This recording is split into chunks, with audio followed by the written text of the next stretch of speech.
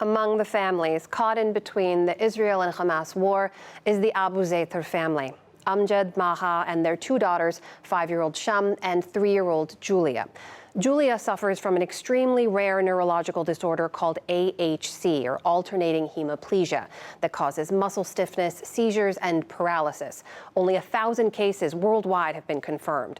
Before the war, Julia managed with medication, but AHC is triggered by stimuli like loud noises and changes in temperature. In a tent, in a war zone, Julia is today unable to sit or stand and is running out of medication. A number of families with children who have AHC have rallied to help Julia. Among them is Simon Frost, who I spoke with yesterday. Simon, thank you for being here. It's good to be here. Thank you for having me. So tell us how you came to know about Julia and her family in the first place. What's the connection there between your families? So my little girl has alternating hemiplegia of childhood, and so does Julia. We're a pretty close-knit community in AHC.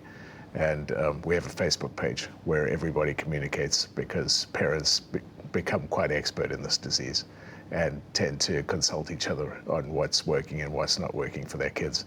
So I came across the family through there. Your little girl is named Annabelle, right? Annabelle. She's 8 years old. She is. How is she doing? She's doing okay, but she has episodes, at least a few every week.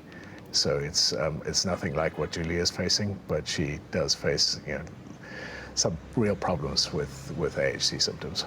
What did you think when the war first started and you knew that Julia and her family would be over there? So I actually heard about Julia once the war had already started. I didn't know that she was stuck in a war zone until a few weeks ago. But when I found out about it, obviously it terrified everybody in the community. And knowing that a kid with those type of symptoms, paralysis and seizures and painful dystonia, all of these different symptoms of the disease can be triggered by various different stimuli, and being in a war zone where you're hearing all sorts of noise and are terrified at all times, we were fearing for her life and still are. What do you know about how she's fared over the last 7 months? What have you been able to hear from Amjad, her father?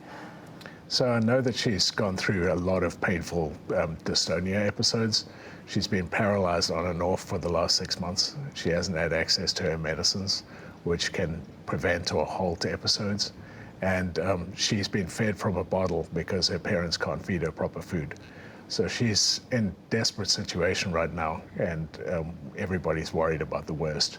But these episodes that she's having, she can't walk, she can't really talk. She has altered sense of consciousness at this point, and it really can affect the brain. Have you ever seen that kind of decline in a child with AHC? So unfortunately, yes. Several kids in our disease die every year, and it's terrifying to think of, but sometimes they have these episodes that are just not stoppable. They look like they can't focus, they can't hear anything, and it's scary to see. They're non-responsive. Often they are fully paralyzed. Sometimes they go into painful postures where their muscles are contracted and they can't get out of a contraction. And it's incredibly painful. The kids scream, and there's nothing that you can do as a parent. So that's what Amjad and the family are facing right now. We were able to connect with him on the ground in Gaza, and he sent us this message. We're asking for help to get Julia out of Gaza for treatment, because if I stay here while the crossings are closed, I'll lose my daughter, and I don't want to lose her. I want her to receive treatment and to be like other children, to play and stand and be able to walk. Simon, you are in touch with him every day, I understand, for the last several weeks. What is it like for you to have that contact with him, to hear from him now, to know your family is here on this side of the world and his is there, enduring what they are? Yeah, it's desperate. I think on both sides, it's desperate. We're trying our best to get the family out. We've got an exit plan for them. We just can't get them across the border at this point. I know for many other families, they can't get their folks across the border. We could have her in a high-quality hospital in UAE within 24 hours if the borders were open. And our plan is to get the family, as many of them as we can get, to Al Arish and then a medevac out to UAE, where we have a system of doctors on the ground ready to support her. What happens if you're not able to get her out? Well, we fear for the worst. We've managed to get medicines to her. She's on 5 different medications. We were able to get those to her through PCRF, and we've managed to get her to a safe zone outside of Rafah. We're doing our best to get her across the border, but those clearances are needed. When you say we, you're talking about you and this community of families that you've become a part of through your children. Why has this become such a mission for you all?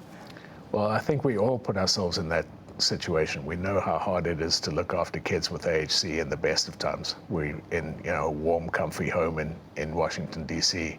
They're in a war zone, and it's hard for us. I can imagine what it's like for them. And I think it's easy for families to put themselves in that situation knowing what their kids go through. Communication can be spotty, so if you could get a message to Amjad right now, what would you want to say to him? I'd want to say hold out hope. We certainly are, but we're doing our very best across the board as a team to get you out, get you and your family to a safe location where we can get Julia stable. Simon Frost, thank you so much for being here and sharing the story of Julia and her family with us. We appreciate it. Thanks, Emma.